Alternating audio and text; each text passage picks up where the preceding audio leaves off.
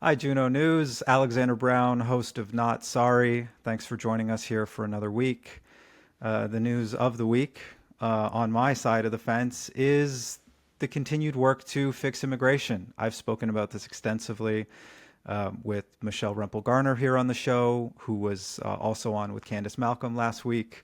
I've had trucking experts like Gord McGill come in and tell us what the heck is going on with his industry and the connection, the sort of immigration fraud and exploitation has played in that regard. Cover of the National Post this weekend. You know, it's a version of a too much too soon, a too much too fast. The conservatives are calling to abolish this program. And myself and our guest today, Dr. Michael Bonner, are in the hub right now, last week, with a quick breakdown of why this call to abolish and sort of greatly ratify the temporary foreign worker program. And it does have its purposes in key sectors where it's actually hard to find people, and it's not just being used to exploit low-wage laborers. Why it's a good first step, and we have an even bigger feature coming in the hub this week that further expands on that. This is, as you know, the moment to drive change. The charts are all going in one direction. The feelings of the country are all going in the other. There's been terrific writing from Jamie Sarkonic this weekend in the National Post, and this all ties back to just what we've seen the last few years, what we're seeing in our job market, how concerned our young people are and our Canadian workers that for all that people like to now talk about buy Canadian, we're not hiring Canadian. I going into the summer, I put out a call to hire Canadian through the National Citizens Coalition, where I'm the director, just saying that, you know, let's practice what we preach here. Now is the moment to start foregoing this abuse of the temporary foreign worker program. And since then, I've been really thrilled to see that take off, because this is obviously a moment to return that to what its original purpose was for, which was filling difficult, skilled roles for key industries, not just as a low-wage replacement scam that it has now turned into. And that scam runs deep. You know, they're dodgy characters, you know, all but running a slave labor market now for international young males and young women who are being treated abhorrently, and that's got to stop. Michelle Rempel-Garner has taken on a big leadership role with this, and there's more to come. There's more to come on that front. Jamil Javani has taken on a large leadership role on that front as well, and Jamil, as you might have seen, is back in the news with some strongly worded comments for Ontario's premier and the Ford government and let's say sort of the consultants who run that government. I want you to take a look. I don't think Doug Ford or the people in his administration believe they have an ideology.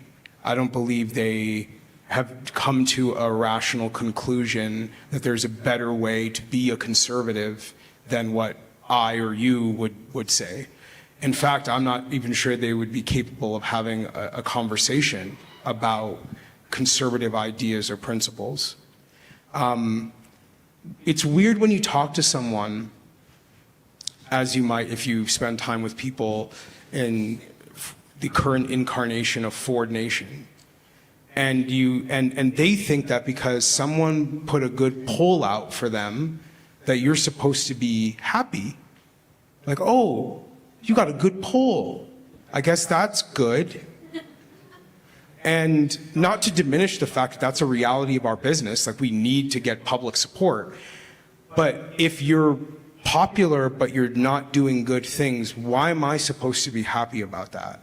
And that's a valuable point for him to focus on, which is that, you know, popularity only goes so far when we've seen, you know, the records here, when we've seen where that gets you. Ontario now has a great example to take a leadership role on, you know, ratifying greatly, you know, this temporary foreign worker program and the use and abuse of it, and continuing to step in on the diploma mills and fraudulent colleges to show some conservative principles here that have been unfortunately sorely lacking.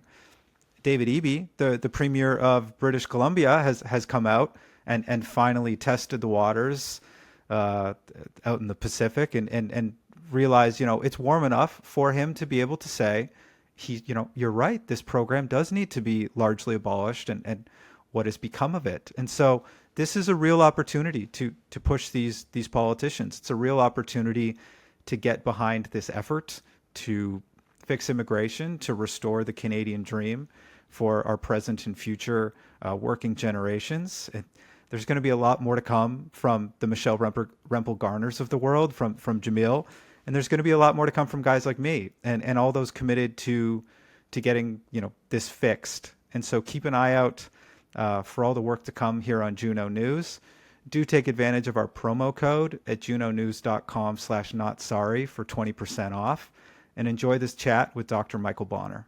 Dr. Michael Bonner joins us now here on Juno News. He is a former immigration policy advisor who once held the temporary foreign worker and international mobility files in Ottawa, and is a former director of policy within the government of Ontario. Thank you for joining us, Doctor. Pleasure. Thanks for having me. Now, I was lucky enough to get to collaborate with you last week. We are in the hub right now, and there is a larger piece coming later this week where your esteemed expertise, along with my whatever the heck I do, spoke about how Poilievre's call to scrap the temporary foreign worker program is a good first step. Why would you say it is a good first step in relation to your work you did on that file in the past, and what more would you like to see? Well, look, we need to be totally clear about what we're talking about. We're talking about low wage, low skill, mass immigration such as we've never seen. We're not talking about, say, a steel company having to fly in like an expert, like an absolute expert, of which there's only like 3 in the world to fix a boiler. The temporary foreign worker program is used for that. It was originally designed for that kind of thing. But that's not the kind of problem we're talking about. We're talking about a business model whereby Canadians, especially those trying to get into entry-level jobs, getting their first career starting jobs, that they are priced out of the market. They can't compete with cheap foreign labor that is largely mistreated, discouraged from any kind of collective bargaining, or actively prevented through threats and so forth. The whole system is, I hesitate to use the word, this whole system is evil, and it has economic consequences that are very obvious if you look at our unemployment statistics, especially among youth. So getting rid of that, absolutely a step in the right direction. Yeah, I don't hesitate to use the word evil, and I can appreciate the reticence there. It might sound sort of bombastic to the audience. I wrote a piece during the waning days of the campaign just called "Do Good, Campaign Against Evil," because if programs like the temporary foreign worker program, the abuse of the international mobility program are to continue, that means 15 people to a basement. That means young people without hope. That means indentured servitude. That means more UN reports equating our program with slave labor. I thought those were issues that we cared about in Canada. It's like we've decided to lower this standard. It's not particularly liberal. It's certainly not conservative. And I believe that in the case of the province of Ontario, there is an opportunity for better advocacy and better leadership on these temporary streams. There's a lot being said right now online, not just about the temporary foreign worker program, but it's now sort of reaching this sort of modern lexicon, is this international mobility program, the IMP. Until now, we've largely talked about, at least within this sort of Canadian fixed immigration sphere, about the diploma mills, these schools that are dodgy beyond belief, and the temporary foreign worker stream. What could you tell us about the IMP, the sudden focus on it, and what kind of reform would be needed there as well? So the IMP is arguably more sinister than the TFWP for a couple of reasons. The first reason is that temporary foreign workers are supposed to be allowed because You have proven that you need them. You've shown evidence that you've advertised at or above the prevailing wage in your region, that you've gone out of your way to try to recruit people, and you haven't found anyone. So that is the evidence you need to get what they call a labor market impact assessment, LMIA, and that normally entitles you to bring in the worker that you hire from abroad. Now, the IMP doesn't require even a token nod at prevailing labor market conditions. It was designed to allow students, international students who are already studying, they're studying at a respectable college or a university, ostensibly. It would allow them to work after hours, a couple of hours here or there. That was the purpose, okay? And, we can ask questions about that or quarrel with the theory, but it was meant to be just, a tiny bit of work here and there in case anybody wanted to do that. Like you finish your day of studying engineering and then you work at your local cafe or something. You work, 16 hours a week or something like that. Yeah, very tiny amounts. Right. These fly-by-night fake colleges, though, that have sprung up like weeds everywhere, they recruit students for these sort of bogus programs in English as a second language or some other thing. And there's maybe some token studying and then a kind of phony degree at the end of it. All the while, these fake students are working, often at hours that shouldn't really be allowed, very low pay, just like the temporary foreign worker program. That in and of itself, I think, is bad enough because it's kind of like a, low level, like human trafficking, like contract labor scheme. But in many cases, there are actual human trafficking schemes that these things are implicated in. Not just implicated, they're at the center of them. That people are recruited from abroad. There's a kind of elaborate money system involving a bond because you have to post a bond to come in the country in many cases under these schemes. And then you're brought in, you pretend to study there, and all the while the authorities that run your fake college are confecting a scheme to bring you across the border into the United States, where you then go underground. Tens of thousands there are tens of thousands of such cases which are now being investigated by the RCMP as well as Indian law enforcement overseas. There was a whole pipeline that hopefully has now been broken up from various institutions in India to the fake colleges here and people across the border. There's probably also truck drivers involved there somewhere. Someone must be driving them. That's absolutely unacceptable. I mean, you can talk about labor market distortions there too, but that's human smuggling. Yeah. There's no other word for it. So shut it all down. Shut it all down. And we expand on that in the hub, and in particular in the larger version of this feature later this week, which is that it's not just an economic imperative, right? It's a moral imperative. Yes, this former governor of the Bank of Canada, David Dodge, had pointed out that when we abuse this system, we're just propping up then unhealthy economy through sort of cheap, low-calorie companies who actually should be allowed to fail and should be allowed to struggle. But the moral one is the big one for me. It's the one that I notice when I leave, my front door in the morning. You see people being mistreated. You talk to young people who don't have any hope. You see scenes of squalor and incongruity, and this whole mix no longer sort of clearly is what it once was, and this program is not the success that it once was. And you worked under Stephen Harper and Jason Kenney. You were able to shepherd this file in a much more uh, re- comprehensive manner that seemed to serve the country.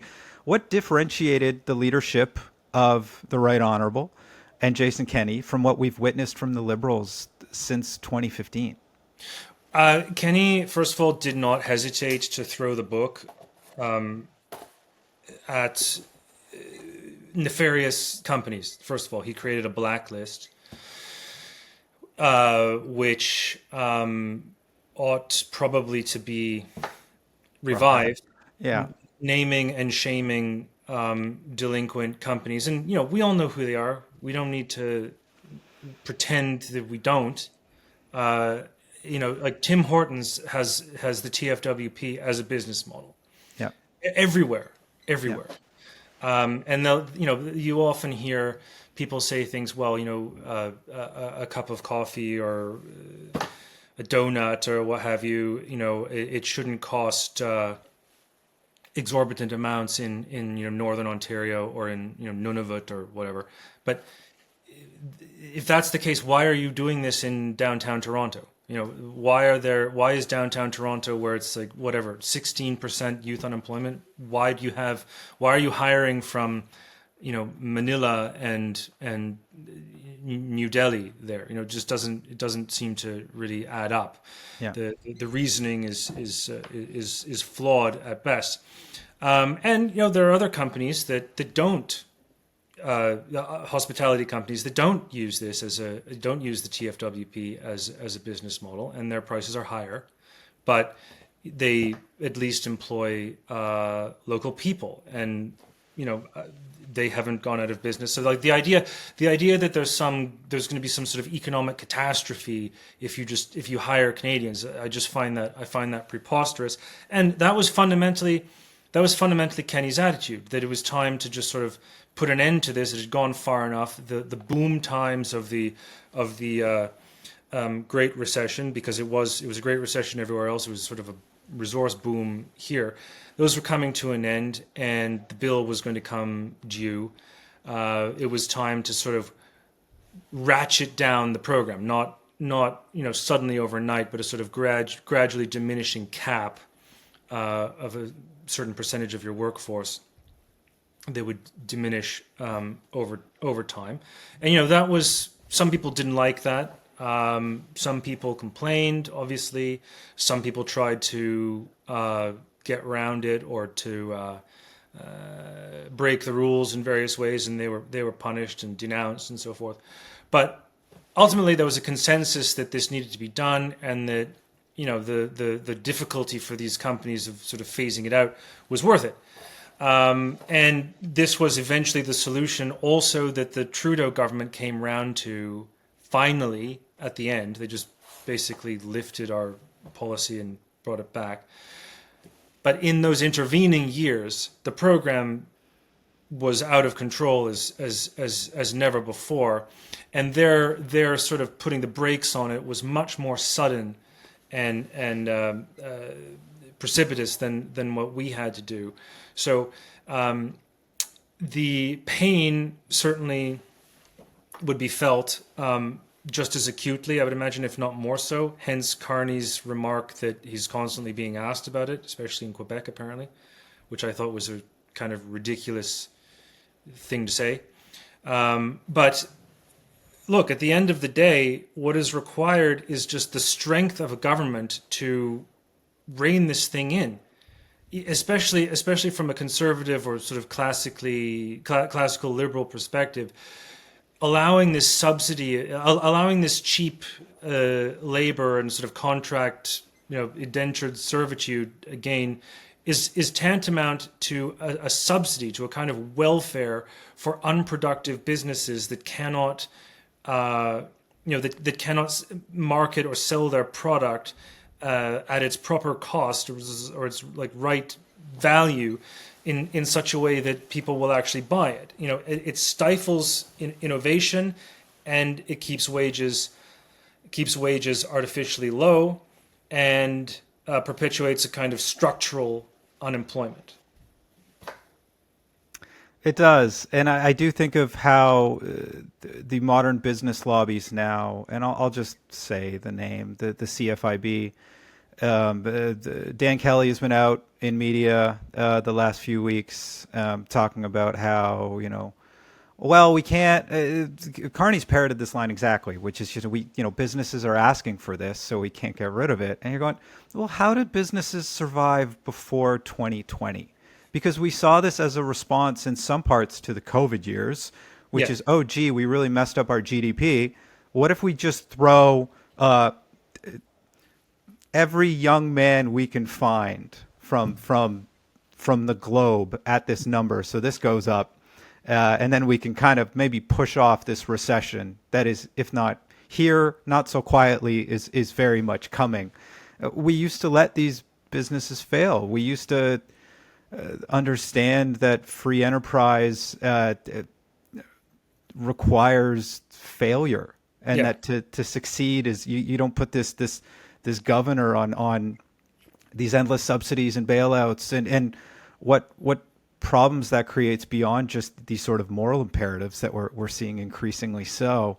And so, I mean, you're an author, a man of letters, an Oxford grad, a historian, a political consultant. I think some of those are fancier titles than political consultant. But you can look back at history and see some of the lessons of maybe what we're doing wrong right now. Like, is there some era or some ancient regime that did something similar that you could pinpoint and go, uh-oh, here's a lesson from history for you? Yeah, I mean, the United Nations report that you referenced a moment ago, that included, this is in 2024, this included the temporary foreign worker program as an example of modern day slavery. Okay, if that's an exaggeration, it's a very small one. People are not literally owning one another, or they're not like buying and selling people, but it's not, it doesn't fall that short of that. You're recruiting people from abroad, basically attaching them to only one employer, so they can't move around, and they're generally kept at a very low wage. In fact, when it works out to less than minimum wage because they're working such horrible hours. They don't have benefits most of the time. They're discouraged or forbidden on pain of deportation and other punishments from unionizing. And they have, this is arguably the worst part of it. They have just absolutely no stake in the society that they serve. Okay, so they are like slaves or serfs.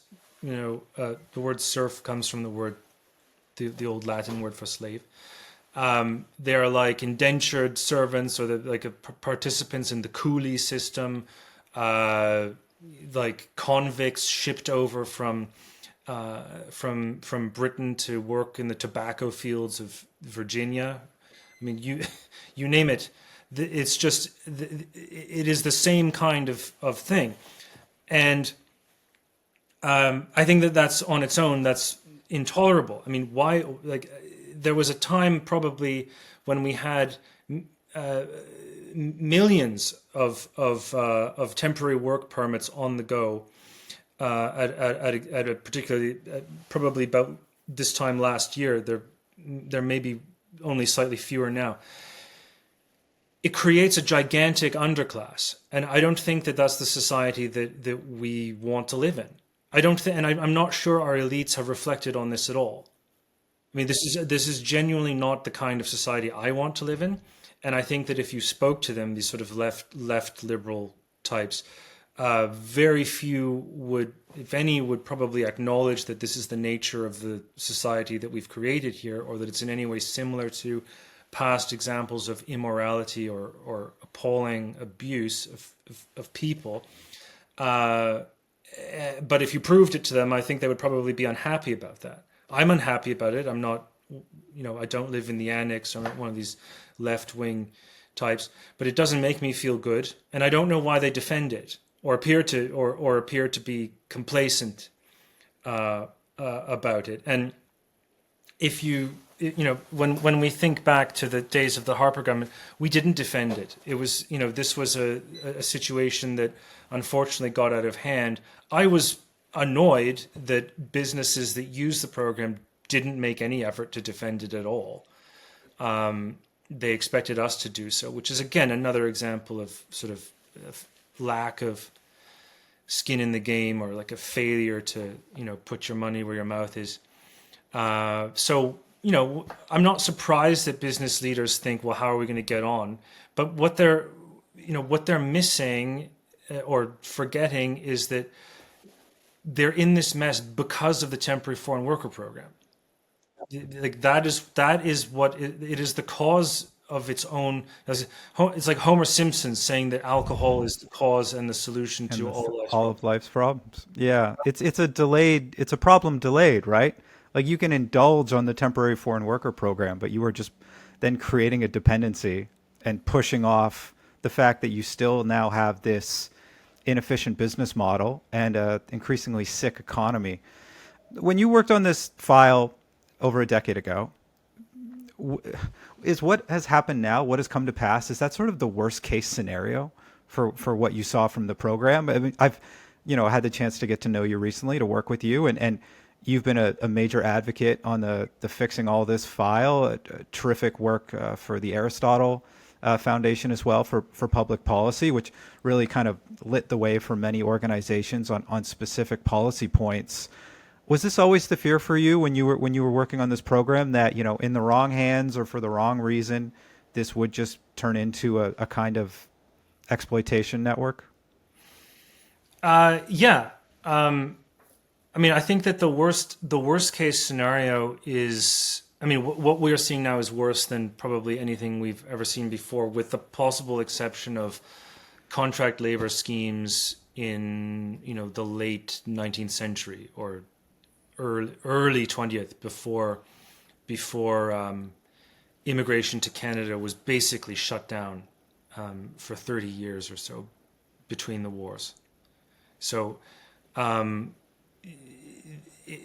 excluding something like that within recent living memory, this is the worst it's been. The sense of shortage and scarcity and competition for housing, or crowded healthcare waiting rooms, crowded emergency rooms. The sense that the economy has got bigger, but the portion that everybody has is smaller because there are more people. This is inextricably bound up with what has happened to the temporary foreign worker program. Now, there's the damage we've talked about to the economy. There's damage to our sort of moral sense, but there's also the collapse of the pro-immigration consensus. Like the idea that there's nobody left, as far as I can tell, who will tell you without qualification, without some kind of apology or equivocation, that immigration is on balance good. Those days are over. We're not going to hear maybe the Globe opinion section, but it's Andrew Coyne will tell Andrew, you. yeah, Yes, few and far between. Well, Andrew wants his Uber Eats for even cheaper, delivered by a guy who lives in a trucking yard who sleeps 17 to a crate, evidently. Yes, to keep the fires of Tyrone blazing. Yeah, the keep Yorkville bustling. But no, it's true. That's the concern, right? Like I've written about it recently as well, which is we can all see where young men are going with this, where alienated young people are going with this. History has given us constant lessons, as you well know, of idle hands and the disenfranchised. That's not a productive mix. And so we can choose to really act on this now, to really fix this now. Or this gets a whole lot worse. And you couldn't, if you were trying to radicalize people, to rob them of hope, to destroy this immigration consensus, you couldn't do a better job than seemingly following the playbook of the last few years. Yeah, well, and I think this was widely understood within policy circles. I mean, one of the things that, again, Jason Kenney was the master of this file, that preserving the consensus, preserving the confidence of the public within the confidence that the public had for a system that was not well understood. And an immigration system is not well understood, which is kind of complicated, and there are all these groups and subgroups and branches of this, that, and there's like an entire program that's only for live-in caregivers, and this is like intricate stuff. Preserving people's confidence that it was working in the public interest, that was priority number one, not making sure that a Big Mac costs the same amount in every corner of the country. Yeah. That was not the priority. So I think that it's certainly radicalizing, and I don't know how you would go about sort of building up that trust again. The last time this happened, again, it was like the late 19th century, the time leading up to the First World War. It took until the mid 20th century for anybody to feel good about immigration again in this part of the world, and and the intervening years there were not always very happy. So, we hopefully we can avoid something like that. But what I do know is I know the result that I want to see. I want to see these companies forced to invest in the workforce, to invest in training, in hiring and training Canadians. Of course, Canadians will cost more than foreigners. We live here. We have a stake already in the country. We have had for a long time.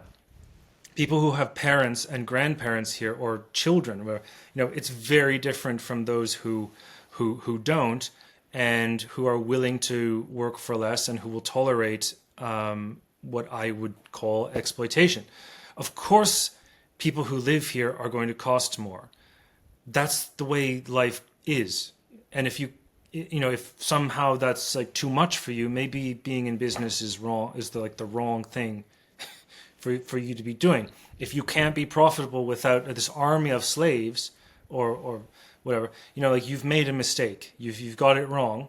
And one of the obvious roles for government, I would say, would be to put a stop to this and force them either to give up and try something different, or spend some of the money that they have been accumulating. Many Canadian companies are sitting on piles of cash still. Spend that and hire and train people. It's, in some ways it's very simple. Well said, Dr. Michael Bonner. Thank you for joining us here on Not Sorry on Juno News. Pleasure. Thank you. Juno News, we've got an essay contest for our viewers and readers to check out. The Manning Foundation, along with C2C Journal, the Institute for Liberal Studies, Juno News, Generation Screwed, and the Aristotle Foundation for Public Policy are pleased to sponsor the third annual Patricia Trottier and Gwyn Morgan Student Essay Contest. We're inviting undergraduate Canadian students to submit an essay between 1,500 and 2,500 words to address a current political, cultural, or economic topic broadly consistent with the tenets of classical liberalism and Western civilization, which include the principles of free markets, democratic governance, individual liberty, reason, personal responsibility, and freedom of conscience and expression. This is a good one, folks. There's a $6,000 in prize money will be split among 5 students, with the top essay receiving $2,500. These 5 students will also receive books provided by the sponsors, opportunities to work with, a professional editor, have their essays published in the C2C Journal. They could get an invitation and a profile on Juno News, automatic enrollment in Freedom Week, hosted by the Institute for Liberal Studies. They could have their registration fee and travel voucher to the Canada Strong and Free Networking Conference in 2026. So the deadline for online submission is midnight, November 2nd at 2025. We'll include some contest deals below, and applicants are encouraged to read the winning essays from the 2023 contest and the 2024 contest. Take advantage of that great opportunity, kids.